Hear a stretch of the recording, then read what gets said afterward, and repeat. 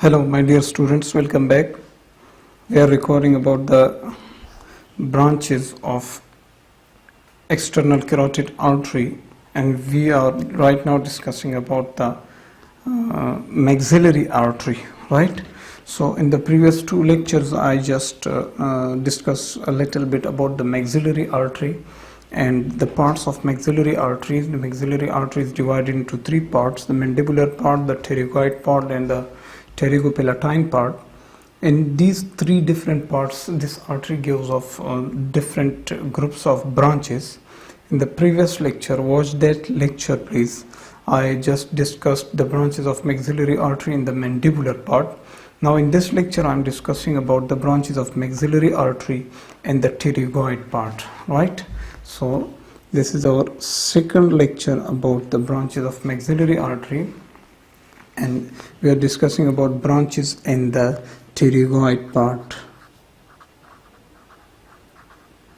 Branches in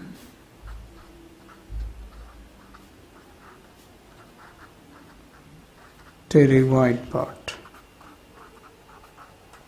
right friends? So from the pterygoid part of the maxillary artery, there are four branches of arteries which arise. Four arteries arise. The first one of these branches is the mesenteric artery.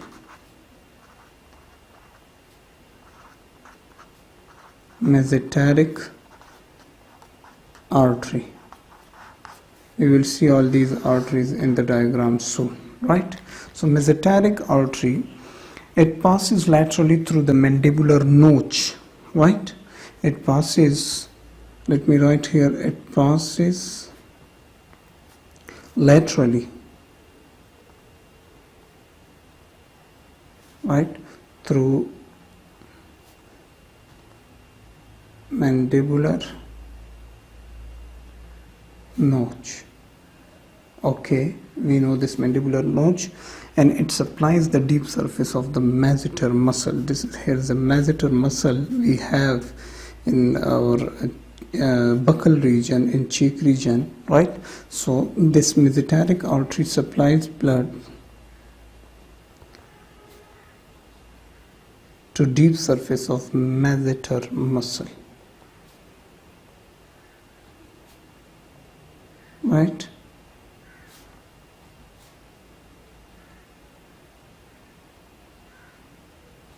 Masseter muscle, right? This was the first artery which arises from a maxillary artery in the pterygoid part. Now the second artery which arises from the maxillary artery in the pterygoid part is the pterygoid artery.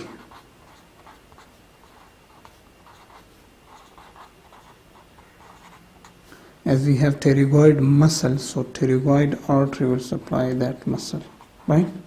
So there is pterygoid artery. Pterygoid artery supplies the lateral and medial pterygoid muscles, right? It supplies lateral and medial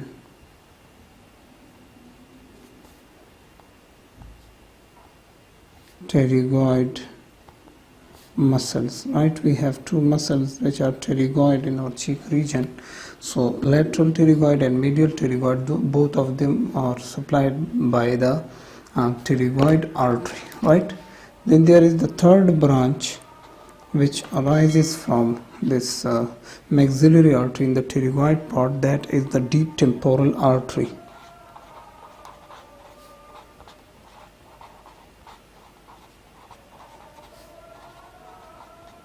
Deep temporal artery, right? Okay, so deep temporal artery, this artery gives off two branches, the anterior branch and the posterior branch, right? So it gives off anterior and posterior branches, right?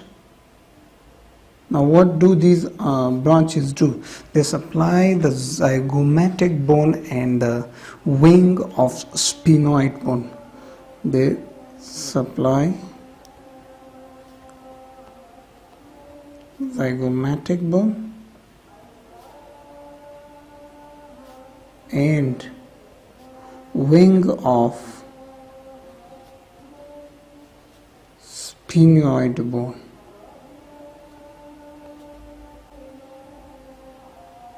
Right? Okay. Now the next artery which arises from this maxillary artery in the pterygoid part, the fourth one, that is the buccinator artery. Buccinator artery. Right, friends? Okay. Where is buccinator artery? Buccinator artery, when it arises, it runs little obliquely and forward, right? Like this. When it arises, it runs obliquely and forward. This is also oblique but backward. This is oblique, forward, between the pterygoidus internus muscle and the origin part of the temporalis muscle, right? So when this artery arises, it runs obliquely forward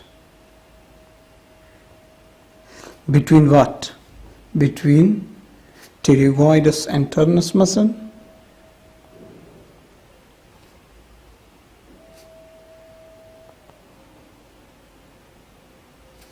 internus and origin of temporalis muscle. Temporalis muscle, right? And this artery is responsible to supply blood to buccinator muscles. It supply blood to buccinator muscles, right? Okay, these are the four branches of the pterygoid part of the maxillary artery, right? Now my dear friends, let's see all these four branches in the diagram, right? All right, this is our diagram, and if I relate this diagram with my previous diagram, you can see that in the previous diagram here I have discussed about the branches of the maxillary artery in the mandibular part, right? So this is the mandibular part arteries. There were four arteries which were present in the mandibular part of this maxillary arteries.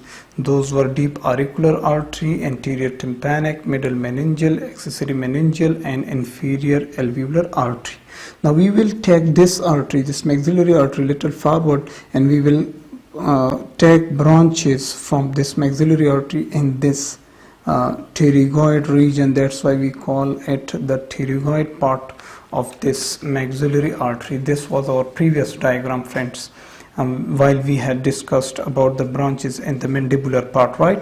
Now in this diagram we will discuss about the branches in the pterygoid part. I'm not making the branches of the mandibular part here, right? Okay, for example, friends, if this is our external carotid artery, I hope you are clear about this, and I had told you that in the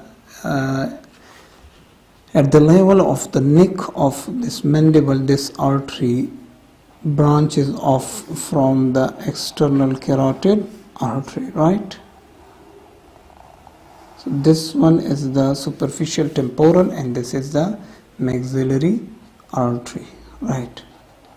Now friends, as I have here a muscle which is represented in red color, now I cannot make my arteries also red, so there will be confusion, but I will instead use black color, right?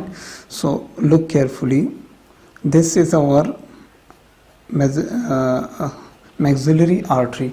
Now the first branch which arises from this maxillary artery in the pterygoid part is this artery, right?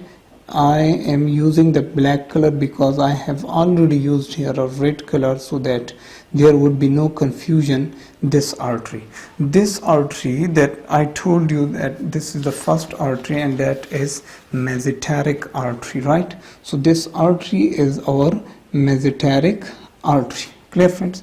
Now if we move a little bit forward, right, forward and superiorly, this is our which artery? This is our maxillary artery. Now from here another branch, two small branches arise, and these two small branches are called the deep temporal arteries, right? These are the deep temporal arteries, and in between them, in between the mesenteric artery and deep temporal arteries, inferiorly here is a small branch, and this branch is called the pterygoid artery, right? Pterygoid artery. Okay, look carefully how easily I am drawing this diagram, so for you guys to be understood clearly, right? Okay, the first one, the mesenteric artery, the second one, the pterygoid artery, the third and fourth, the deep temporal arteries, and then there is another artery which is called the buccinator artery, and it arises, I had told you, it runs obliquely anteriorly,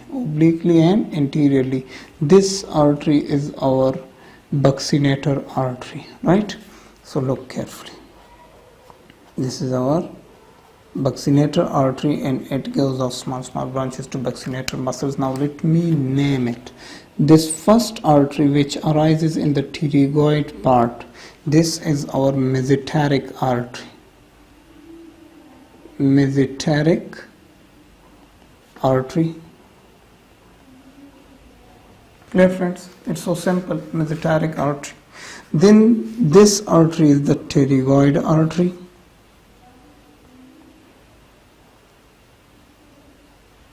Pterygoid artery, right? And then these two arteries are the deep temporal arteries. Deep temporal arteries, right? And this one is our buccinator artery.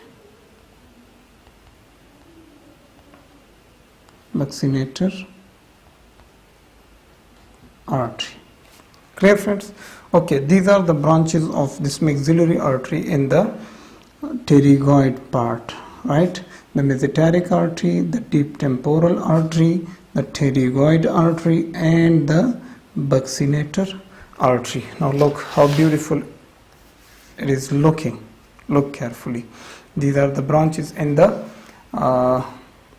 mandibular part, and these are the branches in the pterygoid part. Very good. If you learned something from my lecture, please subscribe our channel, please share our videos with your friends so that they could also get some knowledge, my dear friends.